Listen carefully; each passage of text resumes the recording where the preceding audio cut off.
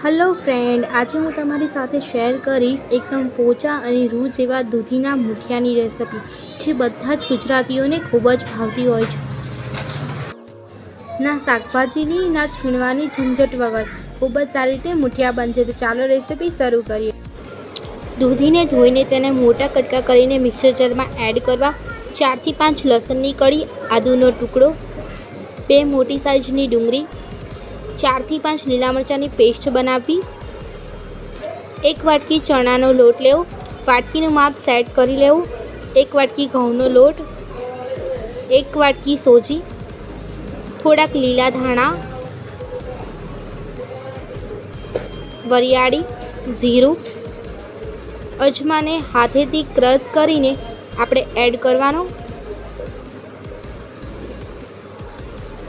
ચપટી હિંગ, 1 ચમચ ખાંડ નાખવી ઓપ્શનલ છે. સ્વાદ અનુસાર મીઠું. સંચળ પાવડર તમને બજારમાં કોઈ પણ દુકાનવાળાના ત્યાંથી મળી રહેશે, તે ચપટી એડ કરવો. 1 ચમચ લાલ મરચું, હાફ ટીસ્પૂન હળદર, જે આપણે પેસ્ટ બનાવીને રાખી હતી તે આપણે આમાં એડ કરીશું.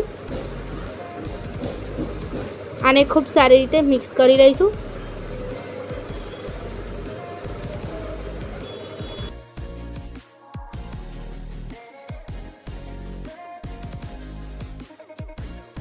હાથની મદદથી લોટ બાંધી દેવો. દૂધીની અંદર પાણીનું પ્રમાણ વધુ જ હોય છે, તેથી લોટ બાંધતી વખત બિલકુલ પણ પાણી એડ કરવાનું નથી.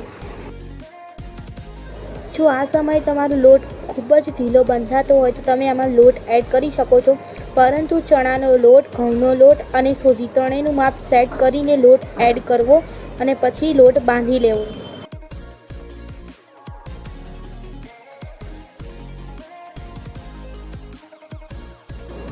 આપણે ઈનોને એડ કરીશું. ઈનોની જગ્યાએ તમે કુકિંગ સોડાનો ઉપયોગ પણ કરી શકો છો. 1 ચમચ દહીં એડ કરીશું અને લોટ બાંધી લઈશું.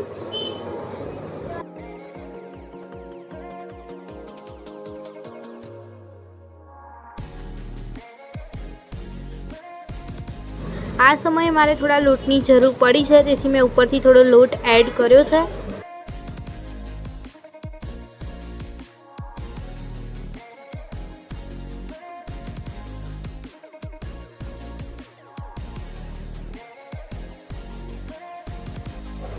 કઢાઈમાં પાણી મૂકી દઈશું અને થાળીની જે કાણાવાળી ડીશ હોય તે આપણે લેવાની છે, તેને હું તેલથી ગ્રીસ કરી દઈશ.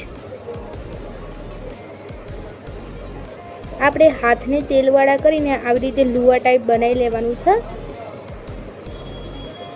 આવી રીતે બધા જ આપણે લુવા બનાવી લઈશું.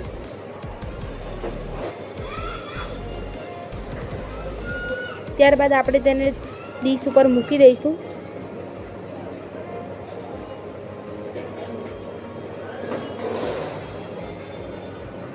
આપણે ઢાંકણ બંધ કરીને 20 થી 25 મિનિટ સુધી કૂક થવા દેવાનું છે.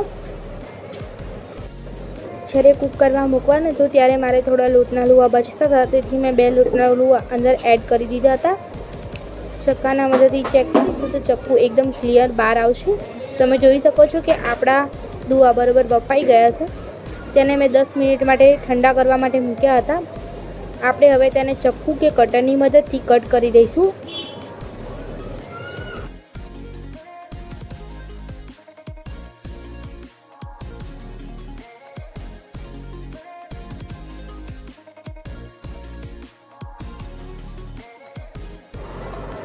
તમે જોઈ શકો છો કે આપણા મૂઠિયા એકદમ પોચા સોફ્ટ બન્યા છે.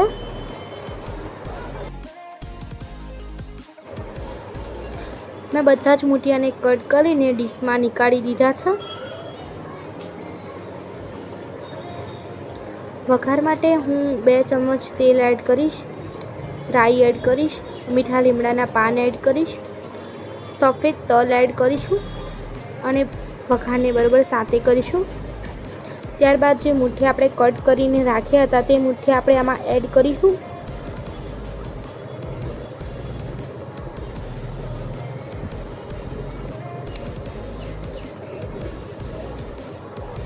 આપણે મૂઠિયાને ખૂબ સારી રીતે વઘારમાં મિક્સ કરી લેવાના છે.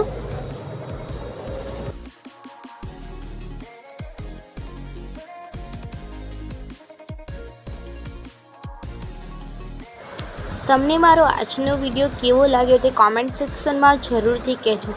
તો આપણા મુઠિયા રેડી થઈ ગયા છે, તો આપણે તેને સર્વિંગ બાઉલમાં લઈ લઈએ.